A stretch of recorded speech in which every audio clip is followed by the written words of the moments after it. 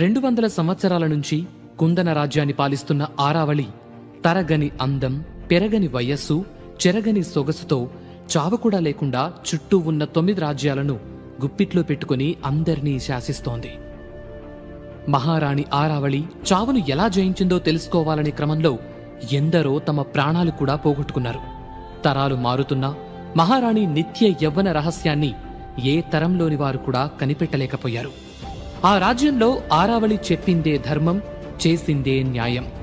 తనకు ఎదురు తిరిగే ధైర్యం భూలోకంలోనే ఎవ్వరికీ లేదు. అయితే ప్రతిరోజు రాత్రి ఎంతో ప్రశాంతంగా ఆదమరిచి నిద్రపోయే ఆరావళి ఆ రోజు అకస్మాత్తుగా నిద్రలోంచి లేచింది. ఏదో పీడకల రావడంతో ఆమె శరీరం చెమటతో తడిచిపోయింది. గడిచిన 200 సంవత్సరాల కాలంలో ఆరావళి ఏ రోజు ఇంతలా కలవరపాటుకు గురికాలేదు. గత కొన్ని రోజుల నుంచి ఆమెను ఓ పీడకల వెంటాడుతూ నిద్రకు దూరం చేస్తోంది. నిద్రలోంచి లేచి మంచం దిగి మంచినీళ్లు తాగిన ఆరావళి మందిరం బయటకు వెళ్లి ఆకాశంలో ఉన్న నిండు చంద్రుణ్ణి చూస్తూ నిలబడింది. అసలేమైంది నాకు? ఏం జరుగుతోంది? ఎవ్వరో నాతో ఏదో చెప్పాలనుకుంటున్నారు, అదేంటి అని మనసులో అనుకుంటూ ఆకాశం వంక చూసింది. నల్లటి మేఘాల ఆవల ఉన్న తెల్లటి నక్షత్రాలు ఒక్కసారిగా భూమ్మీదికి దిగొచ్చినట్టు ఆకాశం నుంచి ఓ స్వరం వినిపించింది. ఆరావళి, నువ్వు చేసిన పాపం పండే రోజు దగ్గరలోనే ఉంది. జాగ్రత్తగా ఉండు. ఎవ్వరినీ నమ్మొద్దు. కాలాలు మారినట్టే మనుషులు కూడా మారుతూ ఉంటారు. నీకు బాగా తెలిసిన మనుషులే నిన్ను మోసం చేస్తారు అని మాటలు వినిపించాయి. ఆ మాటలు వినగానే ఆరావళి మొహం రౌద్రంగా మారిపోయింది. నన్ను మోసం చేస్తారా? ఈ సువిశాల రాజ్యంలో అంత ధైర్యం ఎవరికుంది అంటూ అహంకారంతో ఆమె పెదవులు విచ్చుకున్నాయి. అలా అనుకోవద్దు. కొన్నిసార్లు కొన్ని ప్రత్యేక పనుల కోసం కొందరు మనుషులు మళ్లీ పుడుతూ ఉంటారు అంటూ ఆ స్వరం నవ్వింది. ఆ మాటలకు కొద్దిగా ఆశ్చర్యపోయిన ఆరావళి పెద్దగా నవ్వుతూ, నా పేరు ఆరావళి. నేను అవనికే రాణి. ఈ భూగోళాన్ని ఏలే దేవతని నేనే. మృత్యువు కూడా నా దరి చేరదు అని గర్వంగా గట్టిగా అంది. అప్పుడే ఆరావళికి వినిపించే స్వరంలో మార్పొచ్చింది. పెద్ద నవ్వు వినపడింది. ఆ నవ్వు శబ్దం కాసేపయ్యాక మాయమైపోయింది. అదే రోజు రాత్రి సూర్యుడు అస్తమించి 6 గంటలు పూర్తయిన వేళ నిద్ర రాక ఆలోచిస్తూ పడుకుని ఉన్నాడు విక్రమసింహ. అతని పక్కనే కూర్చుని, ఎలా ఉంది కన్నా నీకు అని దుప్పటి కప్పుతూ అడిగింది తల్లి భాగ్యలక్ష్మి. రేపు పోటీకి నన్ను కూడా తీసుకెళ్తావు కదమ్మా? ఈసారి నేను వీరముద్ర పొంది తీరుతానమ్మా, నన్ను తీసుకెళ్లమ్మా అని అడిగాడు విక్రమసింహ. 15 సంవత్సరాల నుంచి తీసుకెళ్లి అవమానపడింది చాలదా? అసలే నీ ఆరోగ్యం బాగోలేదు, విశ్రాంతి తీసుకో అని నీళ్లు నిండిన కళ్లతో చెప్పింది భాగ్యలక్ష్మి. నాలాంటి కొడుకుని కన్నందుకే కదా నీకీ అవమానాలు, కష్టాలు. నేను పుట్టకపోయినా బావుండేది అంటూ ఏడుస్తున్నాడు విక్రమసింహ. అలా అనుకు నాన్నా, నా జీవితంలో నాకు దక్కిన అతిపెద్ద బహుమతివి నువ్వే, నాకంటూ ఉన్నది నువ్వే అని కన్నీళ్లు తుడుచుకుని పైకి లేచిన భాగ్యలక్ష్మి, ఏమీ ఆలోచించకుండా పడుకో, రేపు వైద్యులొచ్చి కొత్త మందులు ఇస్తామన్నారు అని చెప్పి అక్కడి నుంచి వెళ్ళిపోయింది. భాగ్యలక్ష్మి నందరాజ్యాన్ని పాలించే రాజుకు 8వ భార్య. అయినా కూడా ఆమెకు రాణి హోదా దక్కలేదు. తనకు పుట్టిన కొడుకు అనారోగ్యంతో ఉన్న కారణంగా ఆమె సవతులు అవమానాలు చేస్తూ ఉంటారు. అందుకే కొడుకు త్వరగా కోలుకోవాలని ప్రతి క్షణం తాపత్రయపడుతూ ఉంది. కాని ఆమె కోరికను తీర్చకుండానే విక్రమసింహ చనిపోయాడు. ఆ గదిలో నుంచి భాగ్యలక్ష్మి వెళ్లిన 10 నిమిషాలకే అతను చనిపోయాడు. అప్పుడే వాతావరణంలో ఒక్కసారిగా పెను మార్పులు చోటు చేసుకున్నాయి.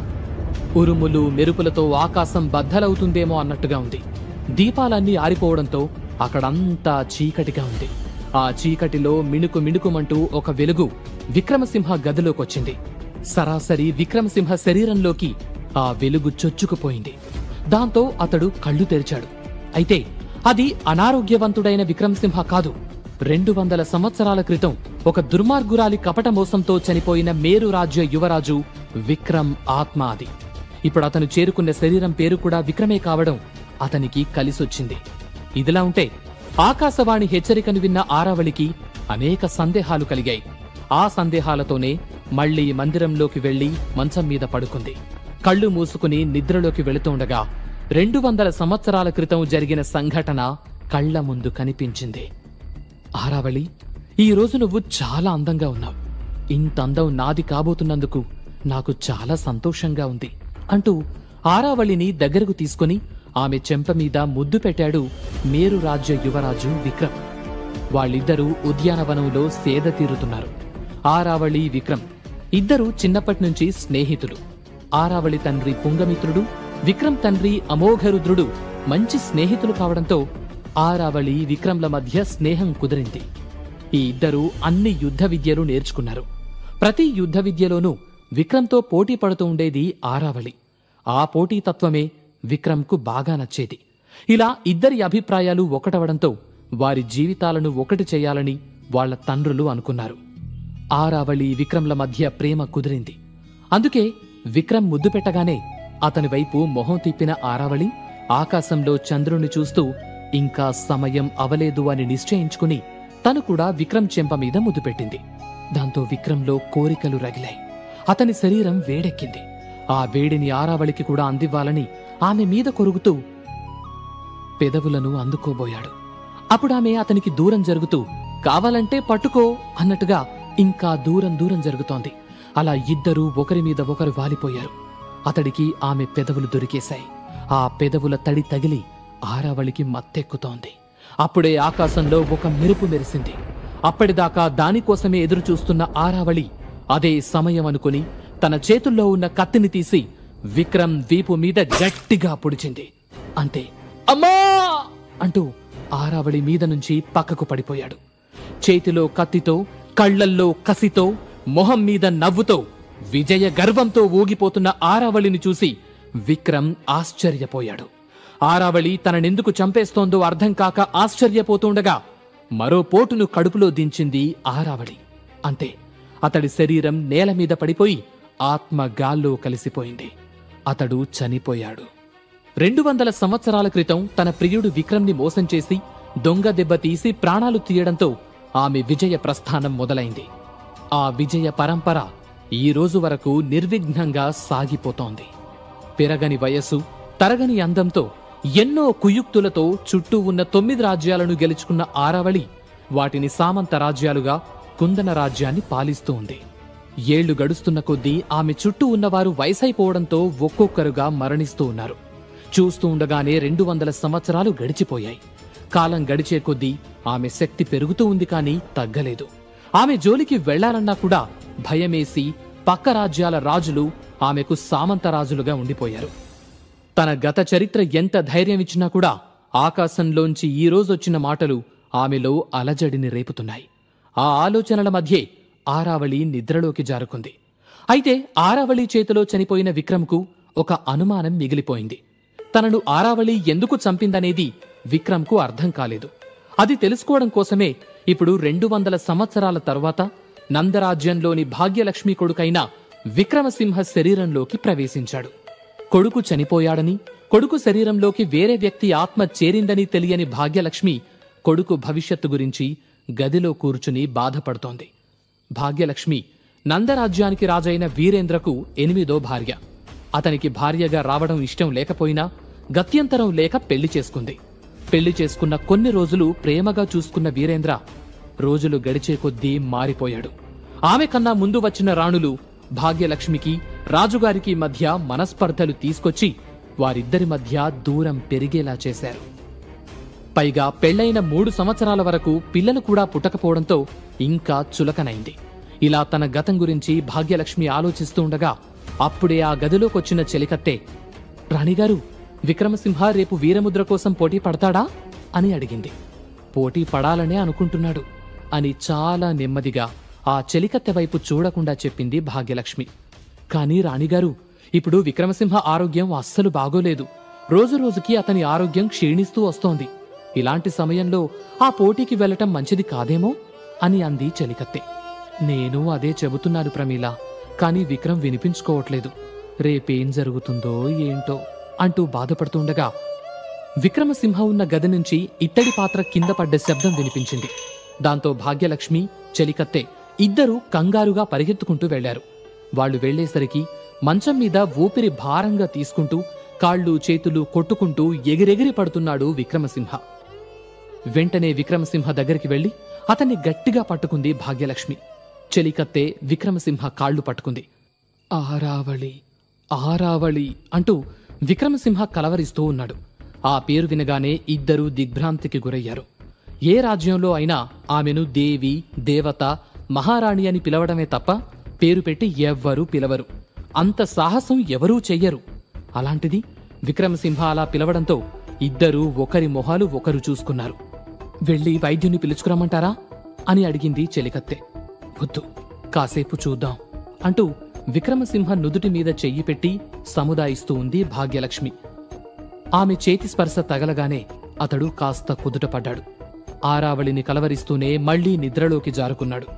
అది గమనించిన భాగ్యలక్ష్మి చెలికత్తెని పంపించేసి తనొక్కతే అక్కడ కూర్చుంది. కొన్ని గంటల తర్వాత నెమ్మదిగా కళ్ళు తెరిచిన విక్రమ్ లేవడానికి ప్రయత్నం చేస్తున్నాడు. ఆ అలికిడి వినిపించడంతో భాగ్యలక్ష్మి కూడా నిద్రలేచి అతనికి సాయం చేయడానికి చేతులు పట్టుకోబోయింది. అప్పుడే ఆమె వంక చూసిన విక్రమసింహ కొద్దిగా ఆశ్చర్యపోయాడు. ఎందుకంటే ఇన్నాళ్లు ఆత్మగా తిరిగి ఇప్పుడు కొత్త శరీరం వెతుక్కున్న విక్రమ్కి ఆమెవరో తెలీదు. కాని తనకు సాయం చేయడానికి సిద్ధమైంది కాబట్టి అమ్మే అయ్యుంటుంది అనుకుని, పర్వాలేదమ్మా, నేను లేవగలను అంటూ లేచి స్నానం చేయడానికి వెళ్ళాడు. తన కళ్లను తనే నమ్మలేనట్టు విక్రమ్ వైపు చూస్తూ ఉంది భాగ్యలక్ష్మి. విక్రమ్ తిరిగొచ్చేసరికి అతనికి తేనీరు అలాగే ఔషధం సిద్ధం చేసింది. తిరిగొచ్చిన విక్రమ్ మౌనంగా ఆమె వైపు చూస్తూ ఉన్నాడు. అతని బుర్రలో కొన్ని వందల సందేహాలు తిరుగుతూ ఉన్నాయి. అప్పుడే, రాత్రంతా కలవరిస్తూనే ఉన్నావు, కాసేపైనా నిద్రపోయావా? అసలు ఆమె పేరుని ఎందుకు కలవరించావు అని భాగ్యలక్ష్మి కంగారుగా అడిగింది. ఆ మాటతో చటుక్కున తలపైకెత్తాడు విక్రమ్. ఆరావళి అనే పేరు ఎవరి నోట్లోంచి రాకూడదని నీకు తెలుసు కదా, అయినా నిద్రలో కూడా ఎందుకు కలవరిస్తున్నావు అని అనుమానంగా చూస్తూ అడిగింది. సమాధానం ఏమివ్వాలో ఓ క్షణం అతనికి అర్థం కాలేదు. భాగ్యలక్ష్మి అతని కళ్లల్లోకే చూస్తూ ఉండటంతో తల దించుకుని, అంటే అది నాకు నువ్వు చిన్నప్పుడు చెప్పిన కథ గుర్తొచ్చింది, దాని గురించి ఆలోచిస్తూ ఉన్నాను. ఆరావళి ప్రియుడి పేరు కూడా నా పేరే కదా అని నెమ్మదిగా అన్నాడు. అతన్ని తీక్షణంగా చూసిన భాగ్యలక్ష్మి, ఇంకెప్పుడూ కలలో కూడా ఆ పేరు తలవకు, నీకు తెలుసుగా, ఆ పేరును తలుచుకున్నా ప్రాణాలు తీసేస్తారు, మనకున్న కష్టాలు చాలు అని భయం నిండిన గొంతుతో హెచ్చరించింది భాగ్యలక్ష్మి. సరేనమ్మా అని తలదించుకున్నాడు విక్రమ్. అంతలో అమ్మా అంటూ చెలికత్తె అరుపు గట్టిగా వినపడింది. దాంతో ఏదో సమస్య ఉంది అని అర్థం చేసుకున్న భాగ్యలక్ష్మి, నువ్వు ఔషధం వేసుకో, నేను చూసొస్తాను అని కంగారుగా వెళ్ళింది. భాగ్యలక్ష్మి బయటకొచ్చేసరికి చెలికత్తె నేలమీద పడి ఉంది. ఎదురుగా వీరేంద్ర కొడుకు 8వ యువరాజైన ప్రతాపసింహ నిలబడి ఉన్నాడు. అతని వెనుక మరో 6 సైనికులు నిలబడి ఉన్నారు. ఏమైంది ప్రమీల అంటూ చెలికత్తెను పైకి లేపడానికి వెళ్ళింది భాగ్యలక్ష్మి. దాసివి, నన్నే ధిక్కరించి నాకు అడ్డుగా నిలబడతావా? నీ ప్రాణాలు ఇక్కడే తీస్తాను అని వొర నుండి కత్తి తీసి ప్రమీల మీదకు దూసుకు వెళ్లాడు ప్రతాపసింహ. అది చూసిన భాగ్యలక్ష్మి వెంటనే తన చీరలో దాచుకున్న చిన్న పిడిబాకు తీసి అడ్డుగా పెట్టింది. మరో క్షణంలో ప్రతాపసింహ కత్తికి బలైపోతాను అనుకున్న ప్రమీల భయంతో అరిచి కత్తి తాకకపోవడంతో కళ్ళు తెరిచి చూసింది. యువరాజైన నీకు నిస్సహాయురాలైన ఒక ఆడదాని మీద కత్తి దుయ్యకూడదని తెలీదా ప్రతాపసింహ అని ఆగ్రహంగా అంది భాగ్యలక్ష్మి. ఆ మాటలకు వెంటనే కత్తిని వెనక్కి తీసుకున్న ప్రతాపసింహ, యువరాజు దారికి అడ్డు రాకూడదు, ధిక్కరించకూడదు అని తెలియని వాళ్లకు మరణదండన సమంజసమే అన్నాడు అహంకారంగా. మీరు లోపల పనిలో ఉన్నారని చెబుతున్నా వినకుండా వచ్చేస్తున్నారమ్మా, అందుకే అడ్డుగా నిలబడ్డా, కాని ఆడదాన్నని కూడా చూడకుండా తోసేశాడు అని బాధపడుతూ చెప్పింది ప్రమీల. ప్రతాపసింహ తోస్తే ప్రమీల దూరంగా కింద పడటంలో ఆశ్చర్యమేమీ లేదు. 6 అడుగుల ఎత్తుతో భారీ కాయంతో దృఢంగా ఉంటాడు ప్రతాపసింహ. పైగా 10వ ఏటనే అతనికి వీరముద్ర లభించింది. అతని యుద్ధ విద్యలు, అతని శక్తియుక్తుల గురించి రాజ్యమంతా గొప్పగా చెప్పుకుంటూ ఉంటారు. భీముడి లాంటి బలశాలి అని అతనికి పేరు.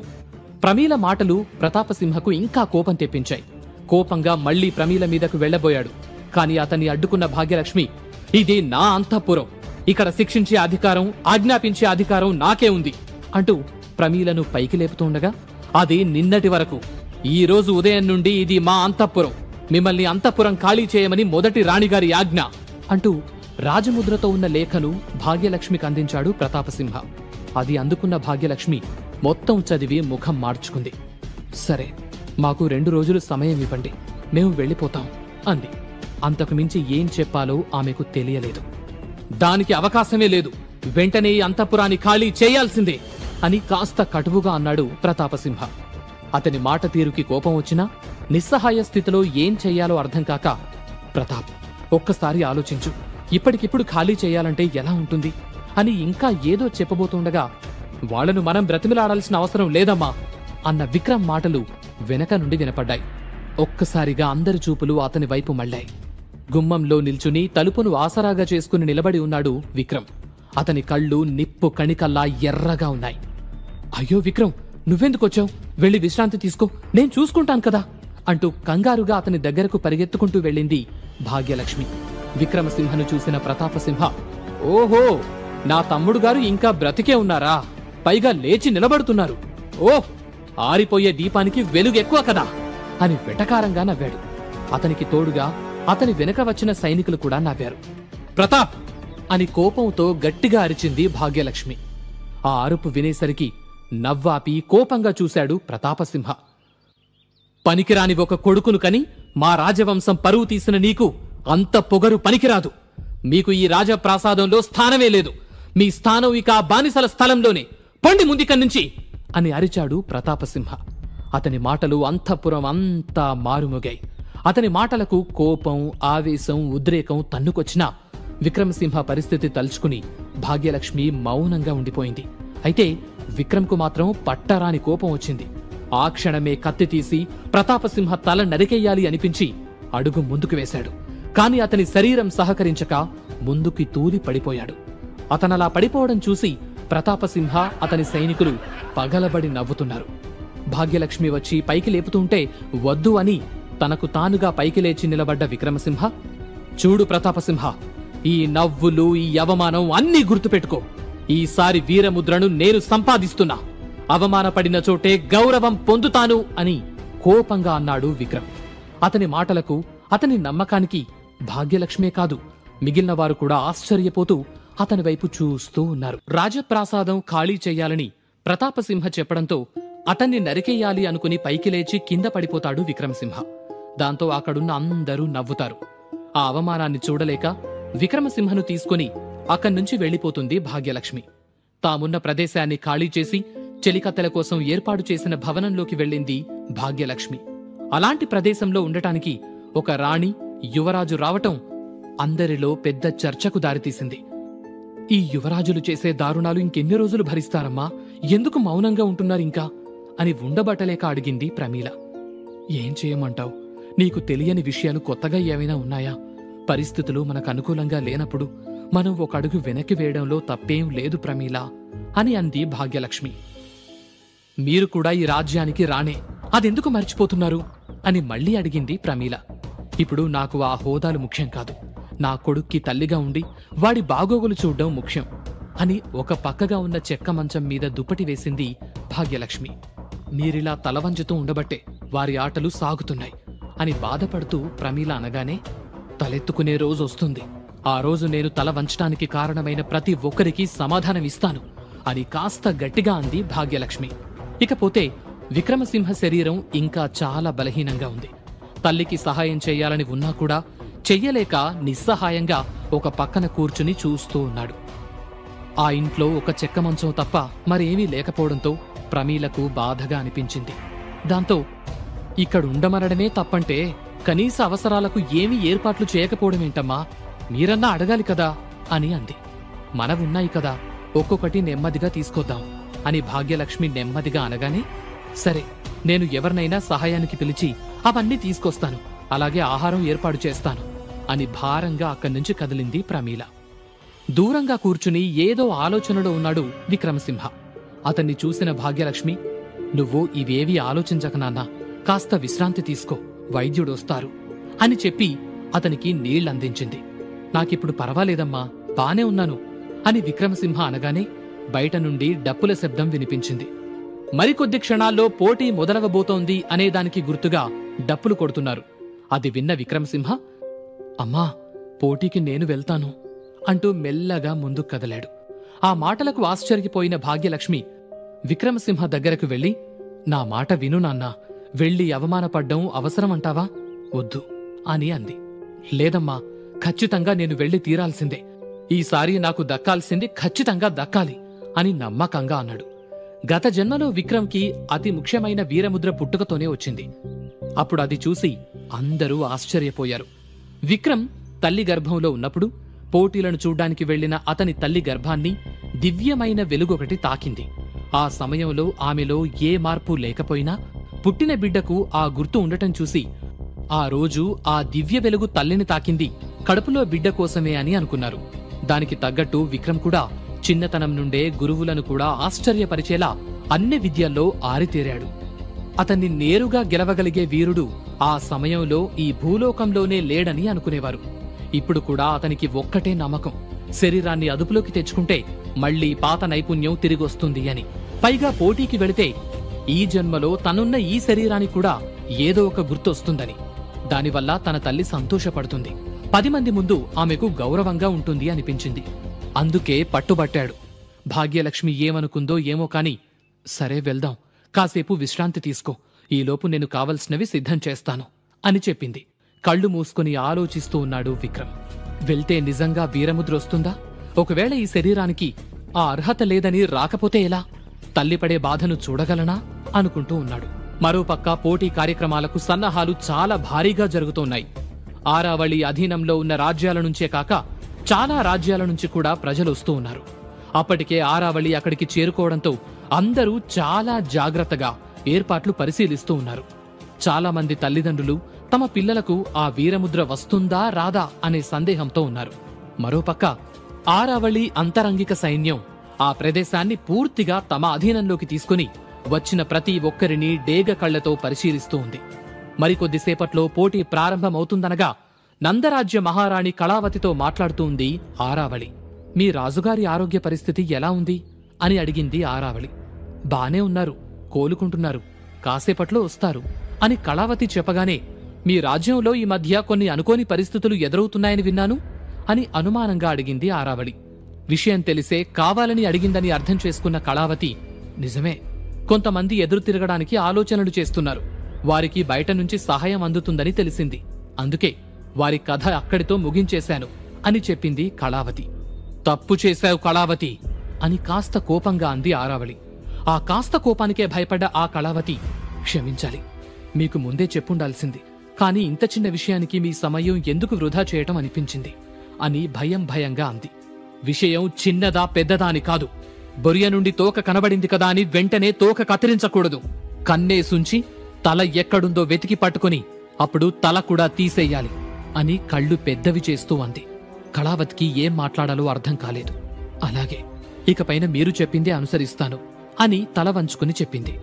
అప్పుడే ఆ మందిరం బయట అడుగుల శబ్దం అవడంతో ఇద్దరూ మాటలు ఆపేశారు.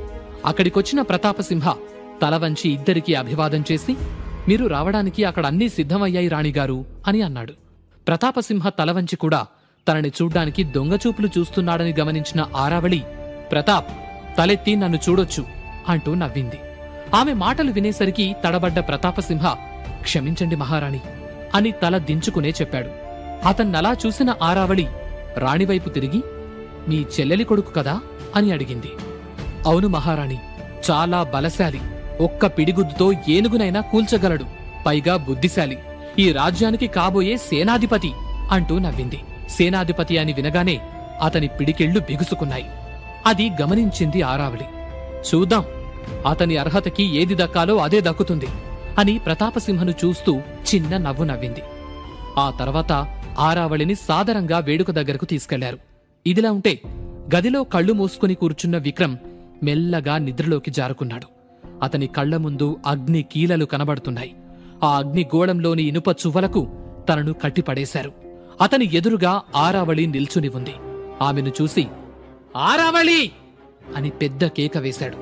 అతని కేకకు సమాధానంగా ఒక నవ్వు నవ్వింది ఆరావళి. నేను తిరిగొస్తాను, నాకు సమాధానం కావాలి అని మళ్లీ అరిచాడు విక్రమ్. అయితే ఆరావళి నుండి ఎలాంటి సమాధానం రాలేదు. నిస్సహాయంగా కళ్ళు మూసుకున్న విక్రమ్, నేను వెళ్ళాలి అంటూనే అతని చేతికున్న సంకెళ్లు విడిపించుకోవడానికి ప్రయత్నం చేస్తున్నాడు. అతను ప్రయత్నం చేస్తున్న ప్రతిసారి అగ్ని ఎగసిపడుతూ సంకెళ్ళింకా బిగుసుకుపోతున్నాయి. ఆ అగ్ని తాకిడికి ఒళ్ళు మండిపోతున్నా వెనక్కి తగ్గని విక్రమ్ ప్రయత్నం చేస్తూనే ఉన్నాడు. అప్పుడే విక్రమ్ అంటూ ఒక గొంతు వినిపించింది. దాంతో పెనుగులాడ్డం ఆపి ఆశ్చర్యంగా చుట్టూ చూశాడు. అక్కడెవరూ కనిపించకపోవడంతో ఎవరు అని గట్టిగా అరిచాడు విక్రమ్. మరుక్షణమే అతనికి కొన్ని మాటలు వినిపించాయి. కోపం, పగ, ద్వేషం, ఆవేశం ఇవన్నీ ఆలోచనల్ని చంపేస్తాయి. అందుకే నీ బలాన్ని నువ్వు తెలుసుకోలేక ఇందులో బందీగా ఉండిపోతున్నావు. నీకిప్పుడు కావలసింది ఆలోచన, ప్రశాంతత. ఇప్పుడు నీ చుట్టూ ఉన్న ఈ అగ్ని నీ మానసిక స్థితి, ఆ సంకెళ్ళు నీ మానసిక సంఘర్షణలు. వాటిని నువ్వు జయిస్తేనే నీకు విజయం దక్కుతుంది అని వినపడింది. ఆ మాటలు విన్న విక్రమ్ సింహ ఆలోచనలో పడ్డాడు. వెంటనే అతనికి కావలసిన సమాధానం దొరకడంతో దీర్ఘంగా శ్వాస తీసుకుని కళ్ళు మూసుకున్నాడు. కొన్ని క్షణాల్లో అతని సంకెళ్ళు మాయమైపోయాయి. అతని చుట్టూ ఉన్న అగ్నిగోళం మాయమయ్యింది. మీరెవరో నాకు తెలీదు, నాకు దారి చూపించినందుకు ధన్యవాదాలు అని కళ్ళు మూసుకునే అన్నాడు విక్రమ్. అప్పుడే మళ్లీ మాటలు వినిపించాయి. గాలి, ఆకాశం, భూమి, నీరు, నిప్పు ఇవన్నీ ప్రకృతికి మూలం. అవన్నీ మానవుడిలో కూడా ఉన్నాయి. మనిషిలో అంతర్గతంగా సంఘర్షణ ఎక్కువైనప్పుడు అతనిలో ఉన్న పంచభూతాలు కూడా ఘర్షణకు గురవుతాయి. వీటన్నింటినీ కలిపే ఆత్మశక్తి మాత్రం ఈ విశ్వంలా అనంతమైనది. దానికి ఆది అంతం ఉండదు. అదంతా ఈ విశ్వ గమనాన్ని బట్టి ఉంటుంది. అలాంటి శక్తిని నీ నేర్పుతో ఎలా వాడుకుంటావనేది నీ మీదే ఆధారపడి ఉంది. నిన్ను నువ్వు నమ్మి నీలో ఉన్న ఈ పంచభూతాలను ప్రేరేపిస్తే నీ ఆత్మశక్తి అన్నది నీకు తోడుగా ఉంటుంది. అప్పుడు నువ్వు దేన్నైనా సాధించవచ్చు. నీ బలం నీ శరీరం కాదు, నీ ఆత్మ. ముందు అది తెలుసుకో అని మళ్లీ చెప్పింది ఆ గొంతు. నీ సందేశం అమృత తుల్యం అంటూ చేతులెత్తి నమస్కరించాడు విక్రమ్. విజయోస్తు అంటూ అతన్ని దీవించి ఆ గొంతు మాయమైంది. అప్పుడే చల్లని గాలి అతని శరీరాన్ని తాకింది. మరుక్షణం అతని కుడిచేతి ఉంగరపు వేలికి ఒక ఉంగరం వచ్చింది. అతను దానివైపు చూస్తూ ఉన్నాడు. అంతలో ఆ ఇంట్లో వస్తువులు సర్దుతున్న ప్రమీల చేతి నుంచి ఒక గిన్నె జారిపడ్డంతో ఉలిక్కిపడి నిద్రలేచాడు విక్రమ్. చుట్టూ చూశాడు. భాగ్యలక్ష్మి, ప్రమీల, ఒక పనివాడు వస్తువులన్నీ సర్దుతూ ఉన్నారు. ఇది కళ లేక నిజమా? ఒకవేళ నా ఆత్మ బంధించబడి ఇన్ని సంవత్సరాల తర్వాత అలా విడుదలై వచ్చిందా? అసలు ఆత్మల్ని బంధించొచ్చా? బంధిస్తే ఎవరు బంధించుంటారు? అది నిజమైతే మరి విడుదలవటానికి సహాయం చేసిందెవరు అని ఆలోచిస్తూ తన కుడి చేతిని చూసుకున్నాడు. ఆశ్చర్యంగా అతని వేలికి కలలో కనిపించిన ఉంగరం ఉంది. అదే ఉంగరం అతనికి పోయిన జన్మలో కూడా ఉంది. ఆ ఉంగరాన్ని ఎప్పుడు ఎవరు పెట్టారో కూడా తెలీదు. కాని అతని తండ్రి ఎలాంటి పరిస్థితుల్లో అయినా ఉంగరాన్ని తీయొద్దని చెప్తూ ఉండేవాడు. చిత్రంగా అతను పెరుగుతూ ఉండగా అతనితో పాటు ఉంగరం కూడా ఆ వేలికి తగినట్లు పెరుగుతూనే ఉండేది. ఆ ఉంగరాన్ని ఎందుకు తీయొద్దు అని ఎన్నిసార్లు తండ్రిని అడిగినా సమయం వచ్చినప్పుడు నీకే అర్థమవుతుంది అనేవాడు తప్ప అంతకు మించి చెప్పేవాడు కాదు. విచిత్రంగా ఈ కల తర్వాత అతని చేతికి మళ్లీ ఉంగరం వచ్చింది. దానివైపు ఆశ్చర్యంగా చూస్తున్న విక్రమ్ దగ్గరికొచ్చిన భాగ్యలక్ష్మి, లేచావా అని అడిగి అతని చేతుకున్న ఉంగరాన్ని చూస్తూ ఇదెక్కడిది అని అడిగింది. తడబడ్డ విక్రమ్ తల్లికేమని సమాధానమివ్వాలో అర్థం కాక అటూ ఇటూ చూసి అంటే ఇక్కడ మంచం కింద కనిపించింది, బావుంది కదా అని పెట్టుకున్నాను అని అన్నాడు. ఆ ఉంగరం మెరుస్తూ త్రిశూలం గుర్తుతో ఉంది. బహుశా ఇంతకు ముందు ఇక్కడున్న ఎవరిదైనా అయ్యుండొచ్చు. ఇలా నువ్వు పెట్టుకోవడం మంచిది కాదు.